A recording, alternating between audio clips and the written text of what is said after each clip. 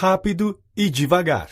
O psicólogo e vencedor do Prêmio Nobel em Economia, Daniel Kahneman, explica o funcionamento da nossa mente e como os dois sistemas que dirigem nossos pensamentos funcionam.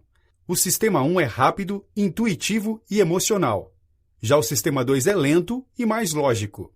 Segundo a obra, entender como essas duas formas de pensar funcionam pode nos ajudar a tomar boas decisões pessoais e profissionais. O autor revela onde devemos ou não confiar em nossa intuição e como podemos nos beneficiar dos pensamentos lentos ou rápidos. Ele nos mostra como nossas escolhas são feitas e como podemos fazer as decisões serem mais conscientes. Temas que controlam nossas atividades mentais. Nossas atividades mentais são controladas por dois sistemas diferentes, o intuitivo, sistema 1, e o racional, sistema 2. O sistema intuitivo é rápido e produz respostas quase instantâneas. Já o segundo sistema é programado para pensar, analisar, avaliar e então responder. É normal acreditar que nossas decisões são direcionadas pelo sistema racional, mas a verdade é que o sistema intuitivo, que é praticamente involuntário, é a base para a maioria das nossas decisões, mesmo aquelas que tomamos utilizando o sistema racional. O sistema 1 é o pensamento involuntário, que tira conclusões utilizando conhecimento relevante. Por exemplo, quando você vê a operação 3 vezes 3 em um quadro, automaticamente pensa na resposta correta.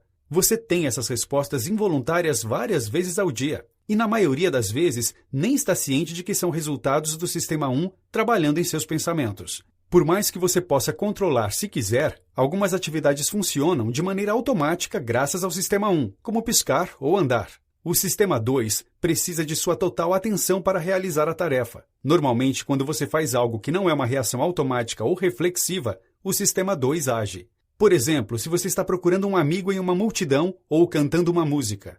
Como ambos os sistemas afetam nossas decisões? Em diversas situações, os sistemas trabalham juntos. Quando você está prestando atenção extra enquanto dirige de noite, por exemplo, ou quando você se esforça para ser respeitoso mesmo estando nervoso. Você não está ciente, mas sua mente está trabalhando com os dois sistemas. E na realidade, quando você realiza qualquer atividade mental, é muito difícil descobrir se o sistema 1 ou o sistema 2 estão em operação. Lembre-se disso, o sistema 1 funciona em piloto automático o tempo todo, e o sistema 2 precisa ser chamado para agir. O sistema 1 te dá sinais, impressões, sentimentos, intuições, baseados nas ideias e crenças formuladas pelo sistema 2. Quando o sistema 1 não consegue resolver um problema, chama o sistema 2 para ajudar. Por que é importante saber a diferença entre os sistemas? O sistema 1 pode chegar a conclusões precipitadas, podendo cometer erros em muitas situações. Acalme seus pensamentos com o sistema 2, e você não só aumentará a probabilidade de pensar de maneira mais precisa e apropriada, como também pensará de maneira mais eficiente.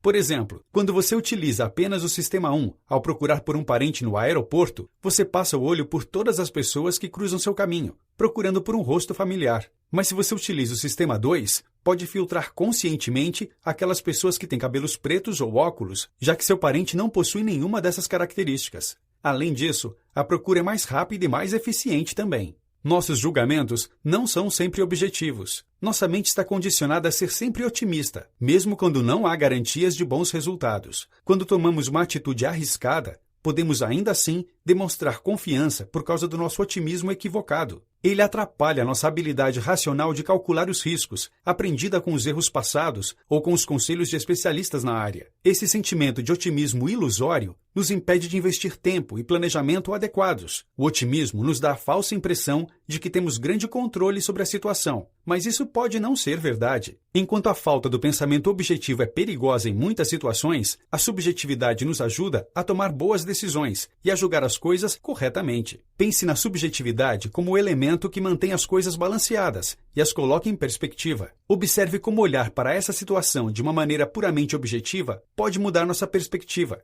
Imagine que uma pessoa que ganha R$100 por semana perde uma nota de R$50. Os R$50 representam uma perda significativa para ela. Se uma pessoa que ganha R$30 mil por semana perdesse os mesmos R$50, essa perda seria relativamente insignificante. É essencial olhar para essa situação de maneira subjetiva, já que os pontos de referências das pessoas são muito diferentes. O que você precisa aprender é que a lógica e os fatos puros nem sempre devem ser utilizados para chegar a conclusões ou julgamentos. As circunstâncias de uma pessoa, seu estado de espírito e outros fatores também devem ser considerados. As influências externas podem impactar nossas escolhas e julgamentos. Influências externas impactam de maneira significativa nossos julgamentos e escolhas, mesmo que não tenhamos consciência disso. Nossa mente responde a situações com base em nossas experiências anteriores. Por exemplo, você provavelmente pensa que fez um bom negócio comprando um produto que baixou de R$ 40 para R$ 35. No entanto, você não acharia que os R$ 35 eram um bom negócio se você visse o mesmo produto vendido a R$ 30. De maneira similar, você tende a não gostar de uma pessoa quando sua primeira interação com ela foi desagradável, porque a sua mente está preparada para não gostar dela. Outra influência que afeta nossos processos de pensamento é nossa resposta emocional. Quando estamos expostos a notícias ruins sobre assuntos específicos, nós normalmente deixamos que nossas emoções atrapalhem nosso julgamento. Por exemplo, se estamos lendo no jornal sobre a queda de um avião, começamos a sentir que os aviões não são seguros, mesmo que as quedas sejam extremamente raras. Nossa mente inconscientemente começa a acreditar naquilo, mesmo que não seja racional na maioria das vezes. Entender como e onde isso acontece nos dá o poder para diminuir essa tendência reflexiva e tomar decisões melhores, mais lógicas e mais precisas. Por exemplo, imagine que você está fazendo uma prova de múltipla escolha e que há uma pergunta com 4 opções de resposta. Se você não tem certeza sobre a resposta, provavelmente marcará aquela que lhe parece mais familiar. Isso acontece porque nossa mente assume automaticamente que o que é familiar deve ser verdade também. Se você utilizar seu sistema 2, terá muito mais chance de utilizar o raciocínio lógico e chegar a uma resposta utilizando um processo bem mais prático. Da mesma maneira, se você aplicar o pensamento racional para pensar na queda dos aviões, você vai perceber que as chances de acontecer com você são relativamente baixas. Nossas emoções influenciam nosso processo de tomada de decisão. As emoções possuem um papel-chave, impactam no processo de decisão. Os estereótipos, as suposições e sua intuição são métodos muito comuns de tomada de decisão e mostram o impacto que essas heurísticas possuem em nossas escolhas. O processo de pensamento do Sistema 1 fica calculando as perdas, ganhos, riscos e recompensas e inserindo as emoções nos resultados. Seja por medo ou arrependimento, ou para passar uma impressão de que somos especialistas, nossas emoções influenciam nossas decisões de maneira significativa. As emoções também impactam nossas decisões e julgamentos de outras maneiras. Podemos responder a diferentes situações dependendo da maneira como são apresentadas, mesmo que isso seja inconsciente. Isso significa que a situação ou evento que possui maior conexão emocional conosco é normalmente aquela que chama a nossa atenção. Isso acontece porque a situação chama uma memória associativa através do Sistema 1. Nossa mente processa o que a memória associativa transmite e toma decisões. E com isso, nem todos os fatos importantes podem ter a importância que deveriam ter.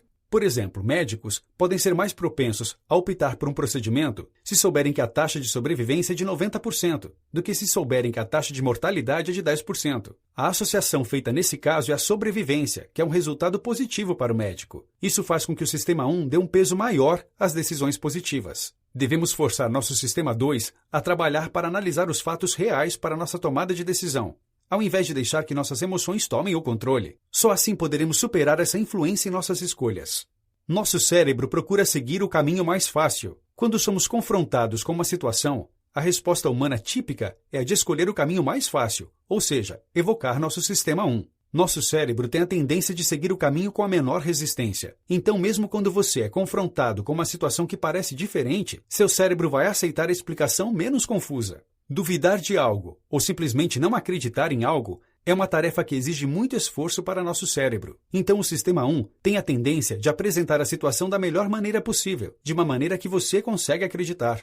Em indivíduos ansiosos, o Sistema 2 é normalmente mais funcional. Essas pessoas podem pensar e analisar tudo em excesso e duvidar de cada decisão que tomam. Ainda assim, esses indivíduos também dependem do Sistema 1 em muitas situações, mesmo que não estejam cientes disso. Isso acontece quando escolhem o caminho mais fácil. Por exemplo, quando possuem 2 possibilidades diferentes de rotas para chegar a um hotel. Eles, instintivamente, escolhem a rota mais familiar. Esse impulso por escolher o caminho mais fácil pode significar que nosso primeiro instinto é ingênuo. O Sistema 2 só entra em ação quando você está em uma situação muito confusa ou quando você percebe que uma crença é falsa. Ele desacelera seu processo mental e gera o pensamento analítico e o raciocínio lógico. Precisamos encorajar nossas mentes a olhar além das influências e padrões, observando os fatos disponíveis, ignorando os sentimentos, impressões e palpites. Nossa intuição deve ter uma base sólida. Nem tudo o que acontece faz sentido, e nem sempre conseguimos fornecer uma explicação racional para tudo. Mas nossa mente tenta criar uma história para tornar cada situação mais plausível.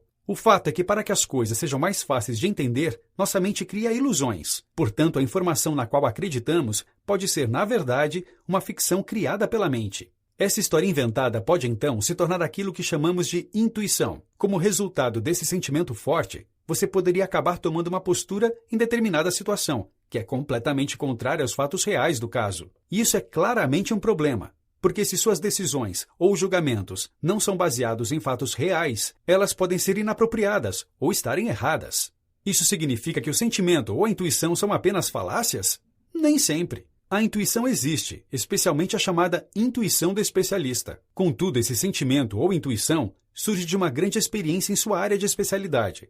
Por exemplo, um médico muito experiente pode intuitivamente sentir que seu paciente tem um problema particular. Isso pode não ser aparente para outro médico que é relativamente novo nessa área de atuação. Esse tipo de intuição surge das reflexões da mente, do reconhecimento instintivo de padrões familiares. A intuição pode ser confiável quando vem de um especialista na área, que oferece previsibilidade suficiente para criar tais padrões. No caso de um médico, ele viu inúmeros pacientes com sintomas similares em sua carreira, e essas experiências estabelecem as bases para seu diagnóstico aparentemente intuitivo. Devemos então ter cuidado para só depender de nossa intuição quando temos uma base sólida para confiar em nossos sentimentos. Por exemplo, a intuição de uma mãe pode ser confiável, pois ela conhece seu filho muito bem. Em contraste, um sentimento intuitivo de que alguém que você conhece pode sofrer um acidente de carro é provavelmente apenas um medo irracional. A teoria da perspectiva explica o que motiva nossas decisões. Daniel Kahneman ganhou o Prêmio Nobel em Economia por essa teoria, que desafiou o antigo conceito chamado valor do dinheiro, que economistas apoiaram por anos. A teoria da perspectiva afirma que 1. O valor do dinheiro pode ser medido apenas com base no ponto de referência de cada indivíduo. 2. Cada indivíduo não é sensível a um grau idêntico de perdas monetárias. E 3. Ninguém gosta de perder dinheiro. Graças ao nosso sistema 1 de resposta, o medo de perder dinheiro supera a satisfação de ganhar dinheiro praticamente todas as vezes. Isso induz nossa mente a deixar passar grandes oportunidades porque somos contrários à perspectiva da perda. Essa é a razão pela qual o investidor pode hesitar em vender ações, mesmo sendo evidente que o preço está caindo. Sua aversão às perdas impede que ele venda quando o preço cai abaixo do valor pelo qual ele originalmente pagou pela ação, deixando o preço cair ainda mais até que o investimento esteja verdadeiramente no vermelho. Outra demonstração dessa aversão às perdas é o efeito dos recursos, que diz que humanos atribuem mais valor para coisas simplesmente porque nós as possuímos. Nós acrescentamos um valor fictício para as coisas que já possuímos, pois quando precisamos vendê-las, tendemos a procurar por um valor que é bem maior do que o verdadeiro. Por exemplo, se você estivesse tentando vender um relógio antigo que pertenceu a seu pai, o preço que você esperaria por ele poderia ser bem maior do que quanto um comprador justo estaria disposto a pagar. Você inconscientemente adiciona um valor fictício para o valor real do relógio, por causa de seu apego a ele e pela associação que ele tem com seu pai. Essa associação não possui valor algum para o comprador, então ele não vê uma justificativa para seu preço. Nosso medo inerente de que estamos perdendo algo nos motiva a compensar essa perda, assegurando um valor maior que o justo. Como apresentam a informação pode fazer toda a diferença. A teoria da perspectiva destaca o fato interessante de que nós podemos tomar decisões diferentes baseadas nos mesmos fatos, dependendo de como a opção é formulada. Por exemplo, um investidor que possui a escolha entre um lucro absolutamente certo de R$1.000 e 50% de chance de um lucro de R$2.500 pode escolher o primeiro. O lucro provável com o último pode ser maior, mas a maneira como a escolha é apresentada faz com que o lucro garantido de R$1.000 seja a opção mais viável. Entretanto, apresente as mesmas probabilidades, mas de uma forma diferente, e as decisões também serão diferentes. Quando o mesmo investidor possui a escolha de uma perda definitiva de R$1.000 contra uma chance de 50% de que não perca nada, ou de que uma perda de R$2.500 ocorra, escolher o último demonstra maior comportamento de risco quando comparado com o exemplo anterior.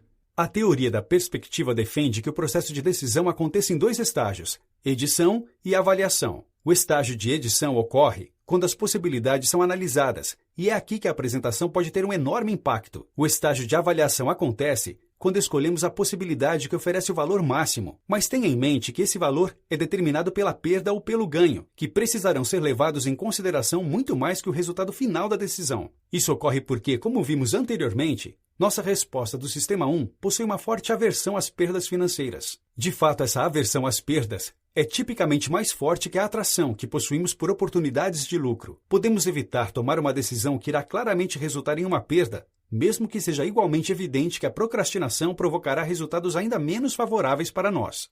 Como você enxerga as coisas e situações faz toda a diferença. Quando te fazem uma pergunta que engloba um grande número de outras questões, seu cérebro tende a utilizar a visão panorâmica. Para tornar as coisas mais fáceis, ela foca em uma questão específica, ou ajusta a pergunta para focar em um aspecto singular, um período de tempo ou em um incidente. Isso pode significantemente enviesar a resposta que você dá, ou a maneira com a qual você entende a pergunta. A tendência do cérebro de trocar para a visão panorâmica pode ser vista também na maneira com a qual abordamos nossa vida no dia a dia. O cérebro tende a focar naquilo que queremos e onde esperamos estar no futuro. Isso influencia nosso processo de decisão. Essencialmente, é mais provável que tomemos decisões que nos tragam mais próximos daquilo que queremos no futuro. Exemplificando, se o seu sonho é velejar ao redor do mundo em um iate, você pode estar inclinado a investir em um grande barco se de repente possuir dinheiro sobrando. Você pode até adiar renovações que poderiam aumentar o valor de sua casa para comprar o barco, apenas para alcançar seu sonho. Mas mesmo se você alcançar tudo o que sempre desejou, você pode ainda não se sentir completamente feliz. Isso ocorre porque sua mente não pode costurar todas as suas experiências passadas de vida, sua presente situação e suas percepções mentais em uma figura coesiva que te permita pesar se você está mais feliz ou mais triste em um determinado momento. A verdade é que nenhum evento único, situação ou conquista pode te fazer feliz. O estado de felicidade depende grandemente de diversos e inúmeros fatores, todos se juntando a seu favor. Você poderia pensar, por exemplo, que seria feliz em seu trabalho se apenas possuísse um salário maior. Mas mesmo que seu chefe te dê um aumento de salário inesperado, você não irá imediatamente amar seu trabalho. Existem, sem dúvidas, diversos outros fatores em jogo que podem estar te impedindo de ser feliz. Sua satisfação com sua função, o sentimento que você tem trabalhado mais que seus colegas e seu relacionamento com seus colegas, por exemplo. Reconhecer essa falácia te ajuda a entender que mesmo quando sua mente está dizendo que as coisas estão ou não favoráveis, a realidade pode ser completamente diferente. Precisamos abandonar a visão panorâmica em favor de uma visão mais holística das nossas situações e experiências. Nossa percepção é moldada por nossas experiências. Somos compostos por dois seres distintivos: a experiência real pela qual passamos, o ser que experimenta, e as memórias que nós subsequentemente criamos e mantemos da experiência, o ser que lembra. Essa dualidade causa ilusões cognitivas, em que a experiência real que tivemos pode estar obscurecida pela memória que é deixada para trás. Tipicamente, você se lembraria de um jantar de encontro que terminou mal como uma experiência horrível, mesmo se a primeira hora que precede o final terrível fosse incrivelmente romântica. Uma refeição medíocre, que foi acompanhada por uma sobremesa espetacular, pode permanecer em sua lembrança como uma refeição fantástica. Uma peculiaridade dessa heurística é que a duração da experiência não parece fazer diferença alguma. A memória da experiência que ficou para trás consegue colorir a experiência em si em todos os casos. Em particular, a porção final da experiência é aquilo que fica em nossa mente, e é isso que determina como vemos essa experiência como um todo. É importante dizer que essa conclusão final, ao qual chegamos sobre a experiência, influencia como tomamos as decisões futuras. Na realidade, essas decisões futuras estão sendo tomadas com base em nossas memórias das experiências e não nas próprias experiências reais. Olhando para isso de uma maneira diferente, podemos ver como isso coloca uma ferramenta poderosa em nossas mãos: memórias. Garantindo que nós constantemente criemos memórias valiosas de nossas experiências, podemos incentivar nossa mente a sair dessa ilusão, memória sobre experiência. Quando você começa a se tornar ciente de suas experiências ao passar por elas, você começa a conscientemente refletir naquilo que está fazendo. Agindo assim, você cria um conjunto de memórias que estão mais em sincronia com a experiência real e são, portanto, representações mais fiéis do que aconteceu. Essas memórias agora formam também uma boa base para a tomada de decisão futuramente. Esse é um fator crítico a ser lembrado: balancear nossas memórias, por exemplo, nossa versão do que aconteceu, e nossas experiências, por exemplo, o que realmente aconteceu. É muito importante. Acertar o balanceamento correto entre esses dois é exatamente aquilo que precisamos fazer para melhorar nossa habilidade de tomar decisões corretas e para subjugar as influências que podem distorcer nossas faculdades de tomada de decisão. Notas finais. O sistema 2 é chamado para agir apenas quando estamos em uma situação ou evento que requer algum pensamento complexo ou alguma análise. Mesmo quando usamos constantemente o sistema 2, o sistema 1 ainda pode distorcer nossas decisões. O autor apresenta diversas heurísticas para mostrar como reagimos de maneira irracional em diversas situações. Isso acontece por sermos influenciados inconscientemente por uma variedade de fatores externos e experiências de vida. Quando entendemos mais sobre essa influência inconsciente, podemos entender como as decisões irracionais ocorrem e o que devemos fazer para evitá-las. Para tomar decisões racionais e sensatas, precisamos tomar cuidado com as influências que podem impactar nosso sistema 1 e precisamos também envolver nosso sistema 2 no processo. Devemos permanecer conscientes de nossas experiências para termos a certeza de que nossas lembranças estão de acordo com a realidade. Só assim basearemos nossos julgamentos e decisões em fatos e experiências verdadeiros. Dica